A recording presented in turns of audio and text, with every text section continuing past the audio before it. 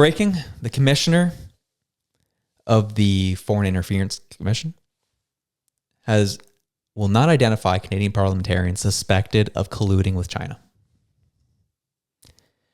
The commissioner has concluded that she will not identify Canadian parliamentarians as suspected of colluding with China.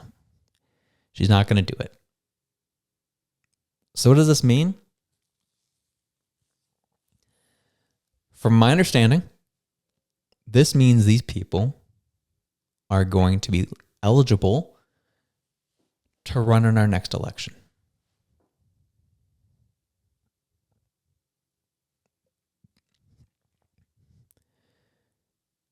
As hearings resumed Monday in Ottawa, Commissioner Mary-Josée Hogue confirmed that Canadian MPs and senators suspected of colluding with China, according to the bombshell NSCOP 2024 report released in June, will not be publicly named during Canada's inquiry into foreign interference in federal elections. The report's most critical findings suggest that Prime Minister Justin Trudeau's government has failed to act on repeated intelligence warnings about specific threats from states, including China and India, that would likely lead to criminal charges in other nations. These warnings included cases of Canadian politicians knowingly accepting funds from foreign diplomats in transfers consistent with money laundering. It also highlighted the egregious actions of People's Republic proxy causing a high-risk, high-harm threat to some Canadians.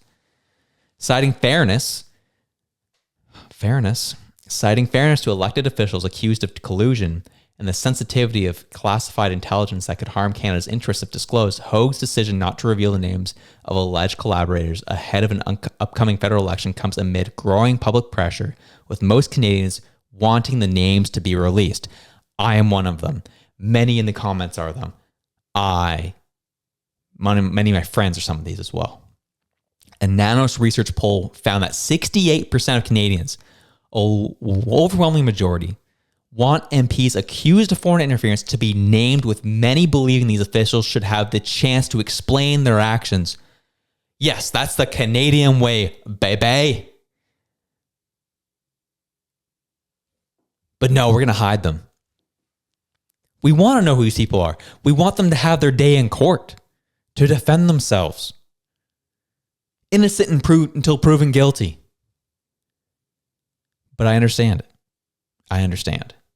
Because we live in a media and society now that does it the opposite. Guilty until proven innocent.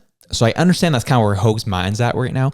But these are our elected officials. These are people that are affecting decisions about this country. And you're just going to hide them? Because it might impact a federal election. Oh, baby.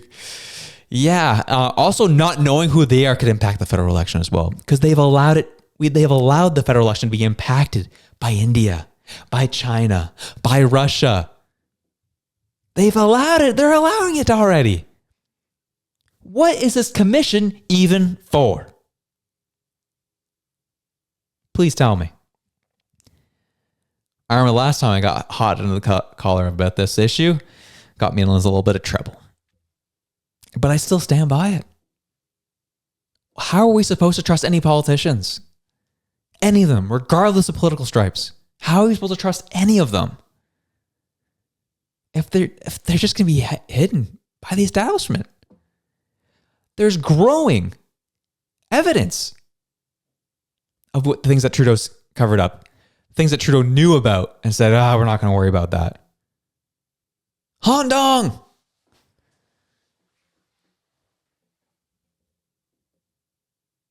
That's crazy.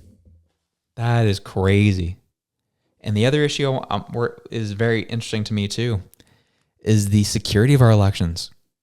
How do we know if someone hasn't voted more than once? I've heard stories, nothing that's been published, but I've heard stories of people going to different polling stations on election day and voting multiple times in their riding. We got to get that figured out.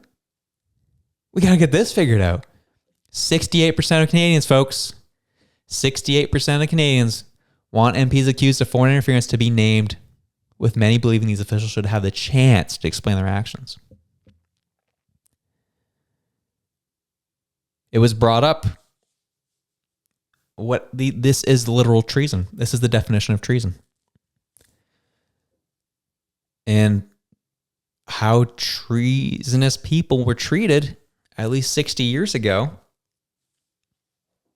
70 years ago, was very, I'm not going to get into the nitty gritty of it or the details for the sake of being live on YouTube right now.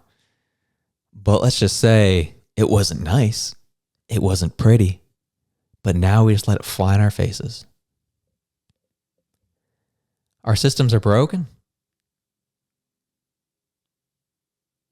This is why I think the change needs to be demanded from the bottom up, from the grassroots up.